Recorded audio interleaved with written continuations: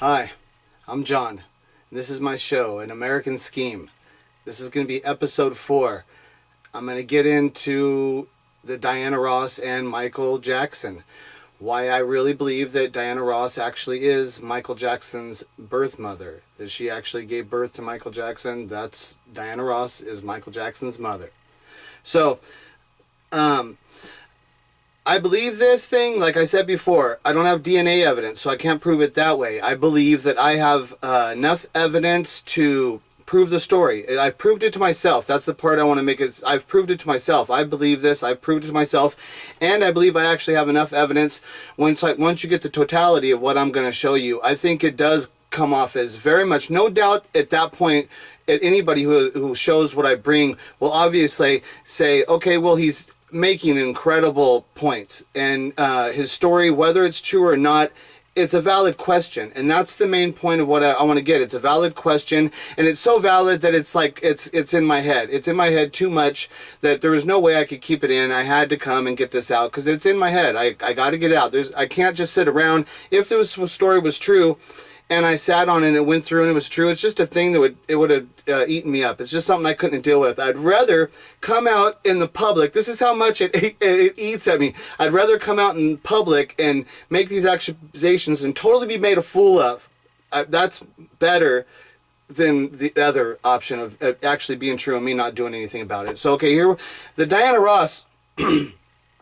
Anybody who really knows about Michael Jackson, you know Diana Ross is majorly involved in his situation and the Jacksons. So when the Jacksons come to Motown in '69, Diana Ross is a big representative of who introduces the Jacksons to the world, and there's a lot going on. And I do believe that the Jacksons actually even went and stayed with her during that first year from when the Jacksons are being produced and turned into a band into when like 1970 when they actually come out and are introduced into the world and everything. So their friendship is really strong from even at that very young point. Diana Ross and Michael Jackson's friendship is major. Diana Ross is instantly pulling Michael away from the Jacksons. And I don't think that if Joe Jackson had the control of the band, that being the Joe Jackson person that we all know him to be, the strong figure that is in control, the controlling strong figure that Joe Jackson, does he really allow them to pull Michael away in that way? And if Motown was going to allow them, if they were going to pull Michael away in that kind of way, away from the Jacksons and have that separation taking place, I believe they just would have signed Michael from the get-go. He was the one with the talent. If they were going to want to sign somebody, it was going to be him. I don't believe they would have dealt with the hassle of the whole Jackson situation because Michael was the talent. And we'll talk about that later. So let's get back into the Diana Ross and So, Diana Ross is in Michael Jackson's will, and it's one of the big things that if I didn't have the memorial knowledge, like once I actually had the original thought about 6 months after Michael had passed, one of the main things that I never knew is that she was in his will, which put her connection with him on a much higher level, that the connection was a much, much serious level. It was real serious. And then that she didn't show up to the memorial, and the way the letter that she sent that was read by Smokey Robinson, and the letter, it's the very, very first thing that happened. The memorial, everybody's sitting around. The actual first, when the memorial actually starts, the very first thing is Diana Ross's letter is read by Smokey Robinson. And there's actually a separation of her letter actually from when the casket comes out, which was really odd. So it's like the first thing they did was read her letter. And then there was Nelson Mandela, and also there was a letter that was read. And so then they bring the casket out. So it was really weird how that happened. And in the letter, okay, and you got to understand, in the will, Diana Ross is listed as basically Michael Jackson gives all of his possessions to his children. As far as I know, everything's basically theirs. They get it all. Katherine Jackson, who I obviously agree, Michael Jackson lived in the Jackson household. I'm not saying any of this didn't happen. That's his life. That's his family, whether they're blood relatives or not. That's a family. He was with them. They raised him. Katherine Jackson is definitely a mother figure to Michael Jackson. I never heard Michael Jackson ever say anything negative about Katherine Jackson. Always positive, but always negative about Joe. we'll get into that later too, because it's just, with him, it's always negative, basically.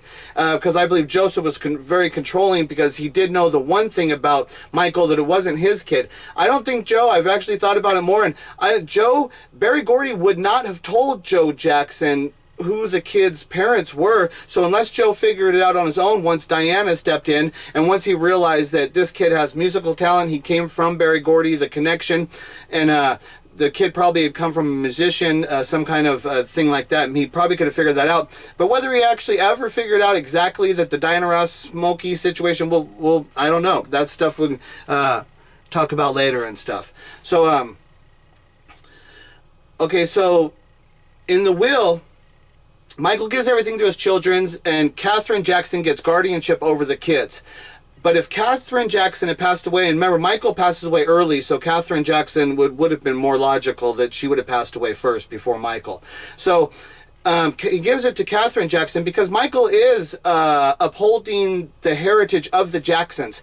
There's a lot of what he does, and there's a lot of separation where he's separated from the Jacksons, and what he did with his kids, there's a lot of that too with his money. But there is a part of him that is still, when it came down to it, he upheld the story, and he agreed to fundamentally be a Jackson, and there's a lot of that where he's fundamentally in that. So he gives the Catherine guardianship over the kids. But then if Catherine passed away, then Diana Ross would have stepped in, which shows that it's a very, very significant position for Michael. Michael did that. He appointed her at that position, which shows how significant she is in his life. And I'm going to show you about a couple of the other things about how significant where they are. So let's get right to the memorial. So Diana doesn't show up to the memorial, but she sends the letter. And in the letter, there's a couple key points about it. And one part that was phenomenally disrespectful, that's like, Jesus, how could she possibly not show up at first? Like, are you kidding me? Diana Ross doesn't show up to Michael Jackson Memorial. I have to hear her explanation for that. That's one thing I flat out do not let her slide on. I'm mad about that. That pisses me off. And after I came up with the discovery, then it's like, well, if she's the mother, yeah, I understand. Man, she's dealing with a hard situation there, and I understand why she couldn't come at that point. Yeah, that makes sense to me, and I totally let her slide at that point. And I have nothing for love for her, and I would have no reason. I totally, I accept that. But in the letter, one of the things she says is, Michael asked me to be there for his children. She's referring back to the will in that part. She says, Michael wanted me to be there for his children, and I will be if ever they need me. Okay, Diana, here's his children having to deal with this situation. This is reality. Their father's dead. They're up in front of the cameras, in front of the world, having to deal with all of the attention of what Michael Jackson brought to that. And this is a very, very difficult situation for them. How could they ever, and she's the boss, Diana Ross, the boss. Anybody talking about whatever. This is a tough woman. She's been through a lot. This is a very strong woman. I don't know how, and then was for her to say to the kids, I'll be there for them if they ever need me. How could they ever have needed you more, Diana Ross, than at that moment? They will never have needed you ever in their life more than at that moment, Diana Ross. And you weren't there doing the one thing that Michael asked you to do, help watch out for his kids. But were you there? Hell no. And like I say, I'm pissed off about that. But if she's the mom and she's dealing with that situation, and I understand, and I totally give her a pass. I ask anybody to give me a real explanation of why Diana Ross could not show up to that. She had to go. I try to stress to people. And one of the reasons, here's another situation, is when you see the Jackson 5, if you go to watch the video of them, when they get their induction into the Rock and Roll Hall of Fame, the Jackson brothers are there, and Diana Ross is basically presenting them the award. She could go to that. She was fine to go to that thing with them. But the way that her and Michael are off to the side, and when the four brothers are up in the front, and they're accepting their awards, and it's weird how there's a separation where the four brothers are up in the front, and there's a separation with Michael and Diana off to the back. And it's just one of these things that those two, it shows the connection between them was so heavy. It was so heavy between them. And I want more of an explanation. When you say if when we go into this stuff, people say, well, Michael said he was in love with her. Yes, that's his mother. He is very much in love with her. He wants to be with her. Yes, in his heart, he wanted to be with her. Once he had found out when he was 10, 11 years old, that she had told him at that first time when they went to stay with her during the early Motown time, she would have had that opportunity. There's no way she would have given up that chance. She definitely would have notified him at that time, and he would have had to keep a secret. They can't tell people. It's very tight who actually knows what actually happened. It would only be Berry Gordy, Smokey, and Diana they would know exactly. After that, Joseph and Catherine would know that's not their child, and they know that kid came from Berry Gordy, but they don't know the whole story. You know, and that's where the cover-up is. This is how well it could be covered up. I don't know exactly, who knows. And all they had to pull it off was Diana. They would have had to take Diana. I would assume they took her to Gary and had her give birth there. And basically, she probably gave birth, and the Jacksons walked out of the baby with the baby. It could have taken place on day one, you know. Boom, it's covered up.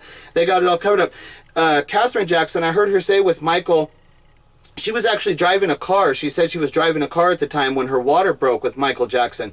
And so I didn't ask, I need to ask my mom about that. I should have asked, but how unusual it would be for a woman to be that far along in her term to be driving a car. It just seems like it would be like almost one of those physical things, you know, because I'm not sure, but it seems almost like it's physically really difficult. And then would she take that risk with her child in that situation? And I just had a thought. It's like, not only would she not take the risk in that situation, remember her previous child, one of the childs dies because of the bad birth type of thing. I heard her say, you know, you got the Marlon and the Brandon, who were twins, and so the Brandon kid dies. And Catherine Jackson stated while she was giving birth, she gave birth to Marlon, and then the doctor walked away. Marlon, and then the nurse says, "Oh, there's another one in here." And so then the doctor had walked away. He came back, and then there was another baby in there. And then he was yanking that baby out, and he was yanking it so hard, Catherine Jackson literally says to him, "Stop. You're killing my baby." It's like, wow, that's hardcore that she actually said that to that doctor. And then that baby died, you know, so, and it seemed like it was because of that. So you got to remember, Catherine Jackson, she has a form of a trauma, serious trauma. That's the kid before Michael, and it's a decent gap between the births of the next kid after that. I would think she was traumatized, and it's one of the reasons why I think that they would have accepted Michael in the house, because they would have had another kid anyways, you know. So it was a perfect fit on so many levels for Michael to come into that situation, and so I got to get into the Diana trying. Oh, I'm way long going here, so I'm going to cut this video off, and I'll talk more to you later, okay? Bye.